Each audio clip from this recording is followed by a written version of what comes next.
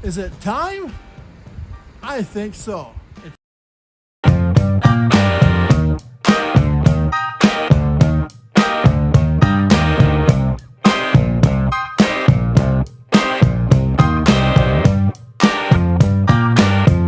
Well, it's about time. This video was supposed to be done last week, however, I came down with a cold and I've tried to do this 5 times and it's harder than it looks. Today is February 24th. 2 weekends ago, I was at the Barrie Allendale train show. I did not do any videos of the train show, but there are some people on YouTube that have. I will put their links down below, so you can go watch their channel. So I just want to welcome you to my channel. I've been a model railroader all of my life. Been in this house for 8 years, and this is the layout behind me. We will get to that on another episode. It started off as an HO scale layout. It's like 11 by 16. And I was having a lot of difficulties getting the track plan I wanted in there. So I decided to go with N scale. And since I got converted to N scale, I'm having a blast. And I really am having a lot of fun with this. Going back to the train show, I met a couple of YouTubers and I was telling them about my plight of trying to get this channel going. A, I needed a name, and B, I needed the time and the motivation. And both of them said, just do it. So that's what I'm doing. Welcome to my channel, Mainline Modeler. You'll notice I have product here on the mat. This is a Walther's kit modified with 3D printing. This is 3D printed as well as the office. So next episode we will talk about this. Until then, watch the follow-up this week, 2 weekends ago of the Barrie Allendale train show. And you will also notice at the end I'm wearing a different shirt, different haircut, and that's because I'm doing this a few days after I did the other one. So if you like, please subscribe, hit the bell icon, and you will see the upcoming notifications on when I post my videos. So thank you very much for watching. Also, this is the first time I've tried anything like this. So be patient. The project in progress, so to speak. Come summertime, springtime, summertime, I'm going to get out and videotape and photograph railroads. We'll go on location in some places for the model railroad. And like I said, next episode we'll talk about this, and we'll talk about how I came to the name Mainline Modeler. So again, thank you very much.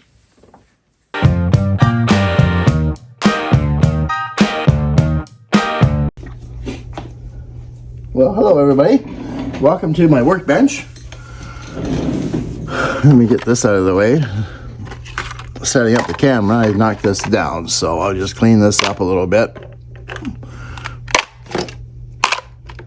And then we'll get to the booty. The booty.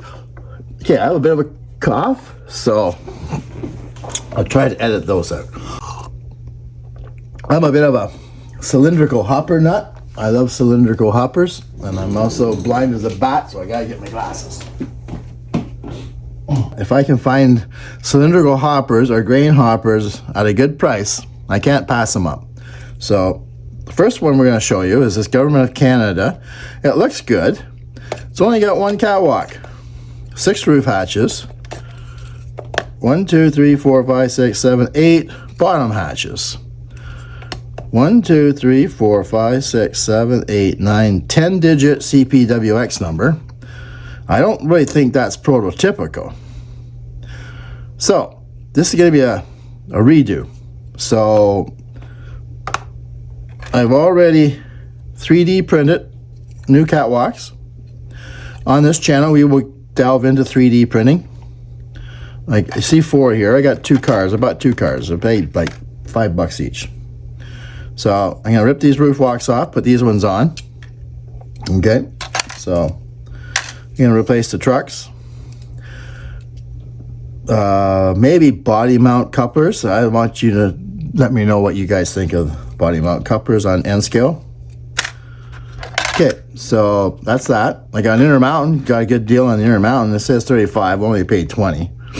That's a great thing about the train shows is people are there trying to get their wares so they can buy new stuff, like I was. I was letting stuff go other than my Rapidos. I wouldn't let them go. I'm going to have a logging outfit on my railroad track. So I got a 40-foot logging car here. I have a longer one, maybe a 60-footer in the drawer. So I need more of those, 20 bucks. I think I picked up like 10, and it comes with couplers. Okay. Intermountain, I don't know if I mentioned that or not. Yeah, I did. It's got the couplers. Okay. 3-pack. Look at that. 3-pack of 18 ribbed 4-bay hoppers. 40 bucks. How can you beat that, eh? I mean, they're Pacific Western Rail systems, most likely Intermountain cars, but relabeled. They're awesome. Okay, so again, there's another one of these. I got 2 altogether. Bangor and Oorstock. What are they? 50-foot ribbed reefers. Okay, they're reefers. I don't need reefers, but I got them. I thought they were something else. Well, buyer beware. I didn't pay very much for them. I'll probably re-letter a couple of them. Anyway, they got the Rapido style couplers, so I'll have to do something with those. I noticed in N scale, the Rapido style couplers are more accepted than the horn couplers on HO scale. I mean, as soon as you get an HO scale, boom, they got to go. I've noticed more and more N scale layouts keep the Rapido couplers. I want you to let me know what you think of that. Eventually, I'll get rid of them all. But this is a box car, and it's a 50-foot panel box car. 60th anniversary, Wisconsin Central. I mean, I see these offered at the magazines, but it's the first one I ever saw in real life, so I picked that up. I think I might have paid $15 for that one. Here we go, Vermont Railway. I love the fallen flags, and I will always buy a fallen flag. This is the Vermont Railway. Boxcar. Steel rebuilt boxcar. I don't know, 40-footer, I guess. And we already discussed that. That's history. Okay. Also, I live in Ontario, so we don't have coal, but we got agrement.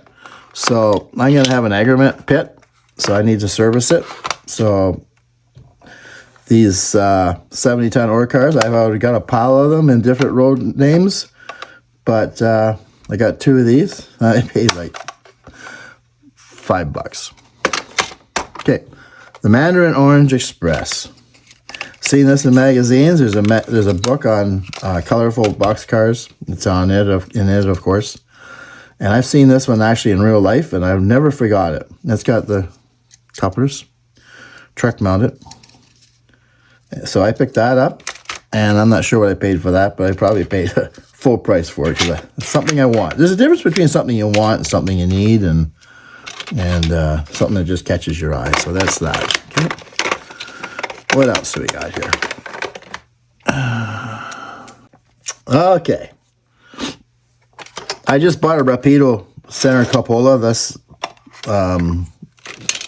last summer. Paid like, I don't know, retired price for it. And this is a main caboose, and I put the 2 together, and they're pretty close. I might get a few more of these and do them up because they're pretty close to the Rapido style, a lot less detail. I'm okay with that. I'm okay with detail. We're going to talk about that one day. But anyway, had that on the layout. It looks good. It's going to get repainted, and you'll see why eventually. Okay, this goes in here like that. I think it's an atlas. Yeah. Okay. impulse buy. If you go to a train show, 10 to 1, you'll have an impulse buy. This is my impulse buy. I paid $10 for it. He had priced on it $16, I believe. And I said, no, I won't give you 16. I'll give you $10. He said, okay, take $10. So I give the guy $10 at the train show. And as I was walking away, I said, oh, by the way, how's it run? And he says, not very well. It's only driven by one set of tracks, or wheels rather, sorry.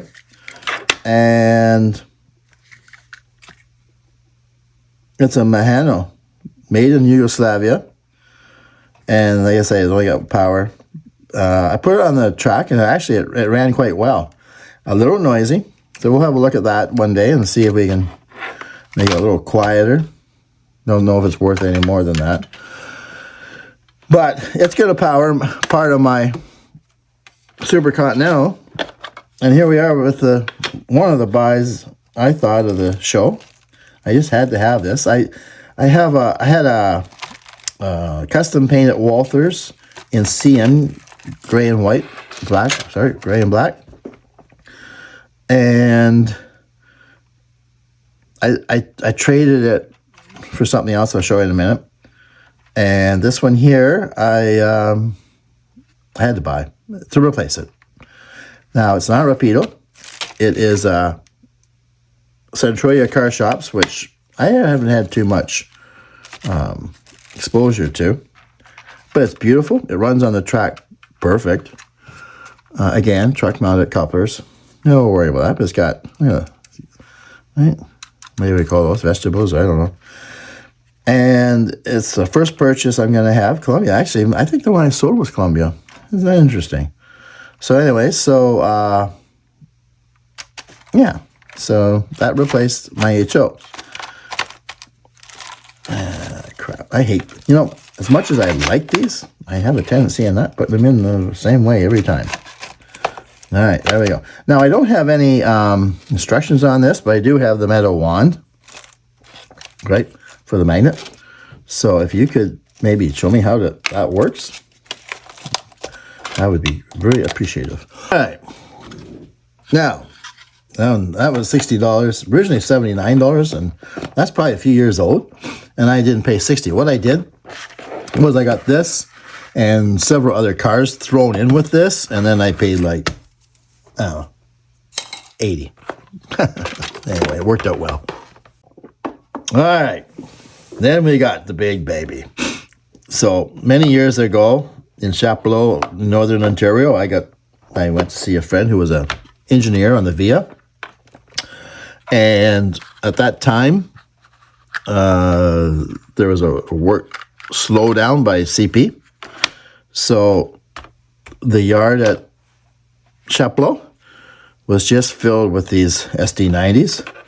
And with his help, I got permission to go all through the SD90s. I took interior shots and fuel shots and cab shots and just all kinds of detail shots.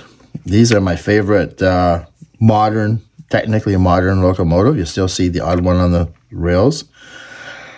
And I have a beautiful picture of one of these in Golden, BC. And I will show you in a few minutes why I bought that. Okay. So when size matters, you get the big boys out. So this is DC only.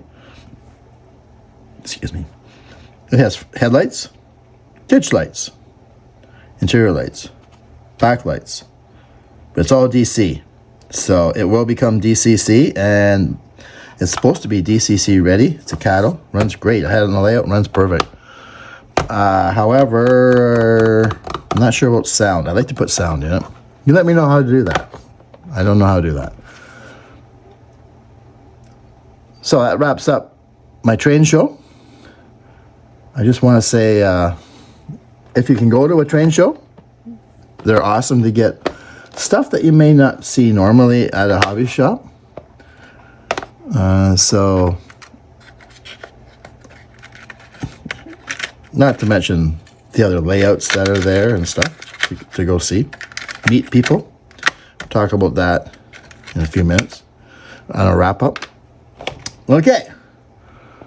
that's the segment on the workbench. Thank you very much.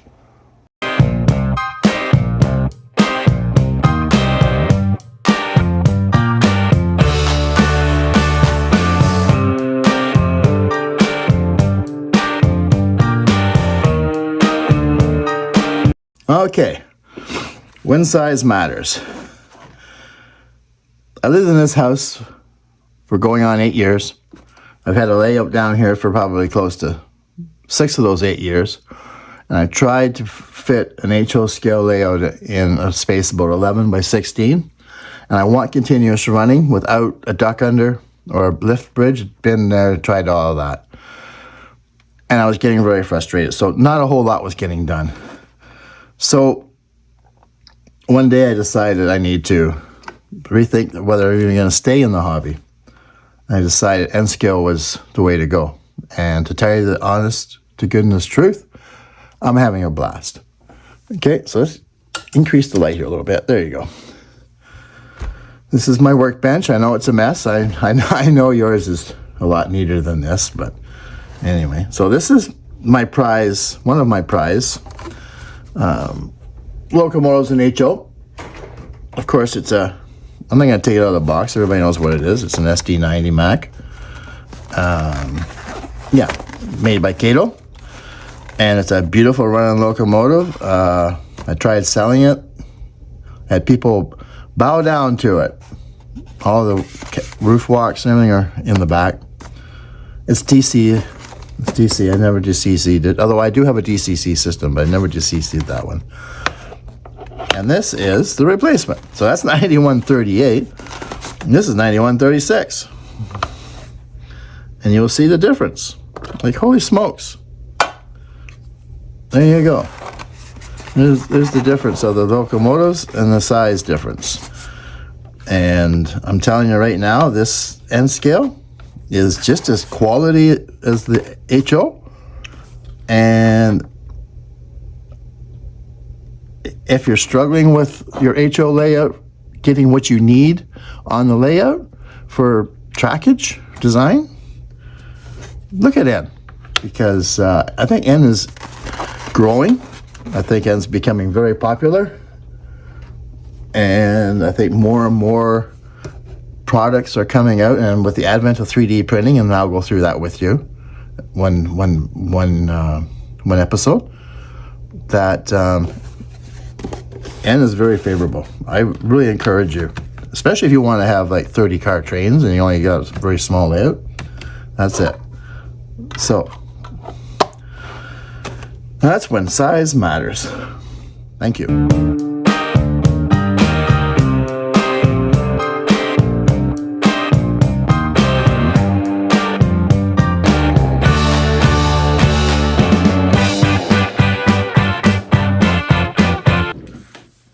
Before I say goodbye, I want to touch on a little bit of a touchy subject, but it's an important subject, and it's called first impressions. Last season, I went on a doubleheaders tour down in the Kitchener-Waterloo, Guelph area in Ontario, where it's an open house layout tour. Had a great time.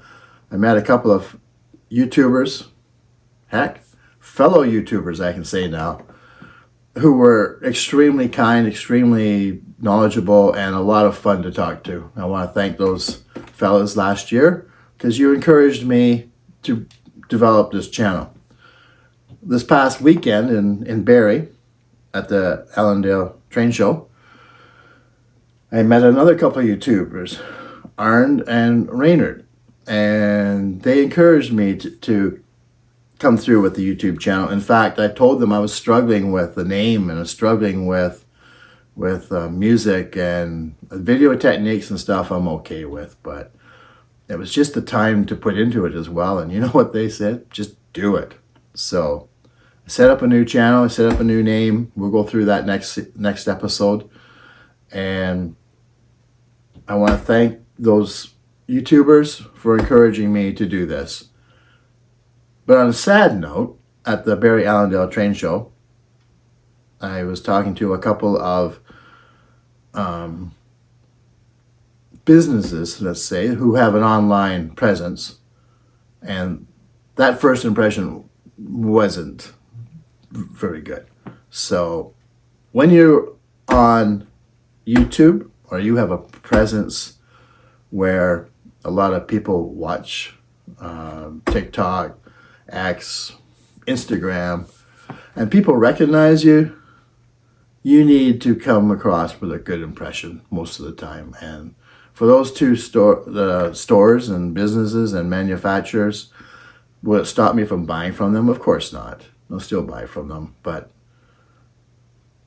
first impressions go a long way. So thank you for coming out and viewing my channel. I thought I would leave you with that.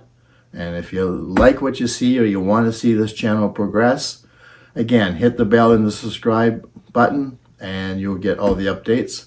I'm going to try to keep these within 20-25 minutes, hopefully. And right now I can't commit to how often they will come out, but I'm hoping that they'll come out quite regularly. So again, thank you for watching. I hope everybody does well, and you'll see me the next time I put a video up. Thank you very much.